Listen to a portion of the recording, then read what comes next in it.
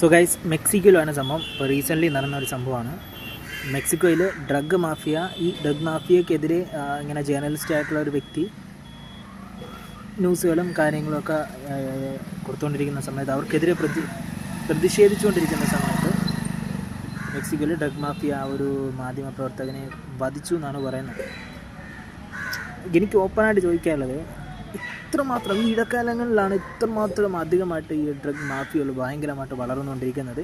അതിൽ ഒരു പങ്ക് നമ്മുടെ ഗവൺമെൻറ് വഹിക്കുന്നില്ലേ? ഞാൻ സിമ്പിളായിട്ട് ചോദിക്കാൻ, അവരറിയാത്ത രീതിയിലൊന്നും, അല്ലെങ്കിൽ ഗവൺമെൻറ്റിൽ പൊതുവായിട്ട് പറയാനില്ല, ഗവൺമെൻറ്റിലുള്ള ഉദ്യോഗസ്ഥന്മാരിൽ ആരെങ്കിലുമൊക്കെ ഒരു സ്പേസ് വിട്ടുകൊടുക്കാത്ത രീതിയിൽ ഇങ്ങനെ ഭയങ്കരമായിട്ട് ഇതിങ്ങനെ ഫ്ലഡായി പോവില്ല വേൾഡ് മൊത്തത്തിൽ. അതിലെന്തെങ്കിലുമൊക്കെ പങ്ക് അവർ വഹിക്കുന്നുണ്ടെന്ന് നിങ്ങൾക്ക് തോന്നുന്നുണ്ടോ എന്നുള്ളത് ഉറപ്പായിട്ട് കമൻറ്റിൽ ലഭിക്കുക. അതോ അവരെയൊക്കെ വെട്ടിച്ചുകൊണ്ടാണോ ഇങ്ങനെ ഡ്രഗ് മാഫിയ ഇങ്ങനെ ഭയങ്കരമായിട്ട് ഫ്ലഡായി പോയിക്കൊണ്ടിരിക്കുന്നത്? എന്താണെങ്കിലും ഇതിനൊരു നിയന്ത്രണം, ഒരു തടക്കല്ല് വെച്ചാലേ പറ്റൂ. കാരണം അത്രമാത്രം ഫ്ലഡായിക്കൊണ്ടിരിക്കുകയാണ്, അത്രമാത്രം.